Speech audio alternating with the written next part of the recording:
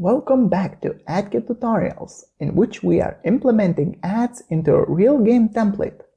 In the last video, we have imported and launched our game template, which is now working like a charm with all the functionality and gameplay mechanics, but we are still missing one key feature, and that is ads.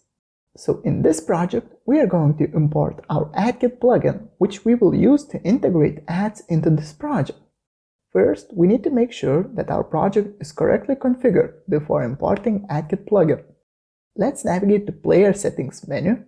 In the File, Build Settings, select Player Settings. Scroll down to Other Settings section. And here we need to make sure that the package name is correctly defined. Another thing is to check our preferences. And to do that, I will close all the windows, navigate to Edit, Preferences, and here we need to make sure that all development tools are Unity default ones. Alright, that's all the steps we need to check. Now we can import our AdKit plugin. Once again, we can see all the files that will be imported into this project. But currently, we don't need all of them. In the previous series, I have said that example folder is not required.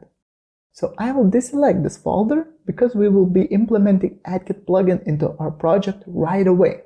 Still, if you want to play around or test your new ad profiles in the demo scene, you can always leave this folder. Alright, let's import our plugin. After importing is completed, we can open AdKit Manager.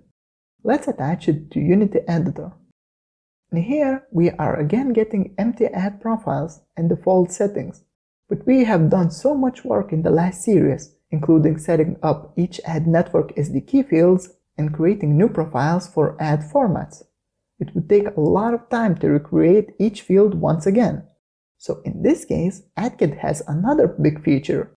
You can save and reuse your manager data in other projects. This will save you a lot of time, especially when working with big projects. But before we can load some data, first we need to save the data. And to do this, I will need to open our last project, which I've got here.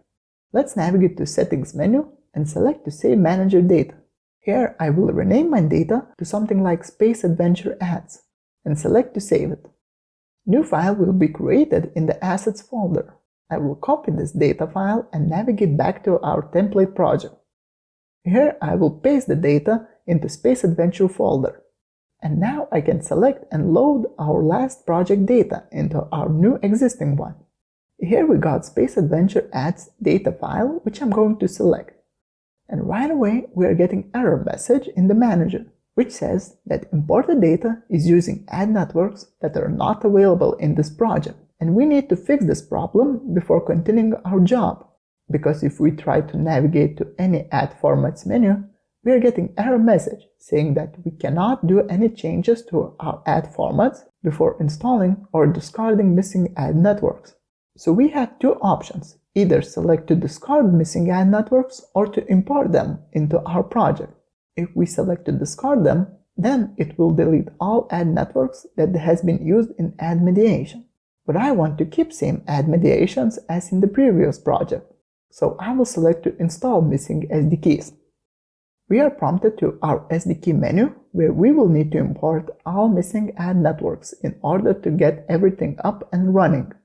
But to import every ad network once again will be a tedious task. That's why we can select to download all ad network SDKs at once. This will save us a lot of time, and we won't need to import each ad network separately. After downloading and open our package, we can see that there is all the files that we have been using in the last project.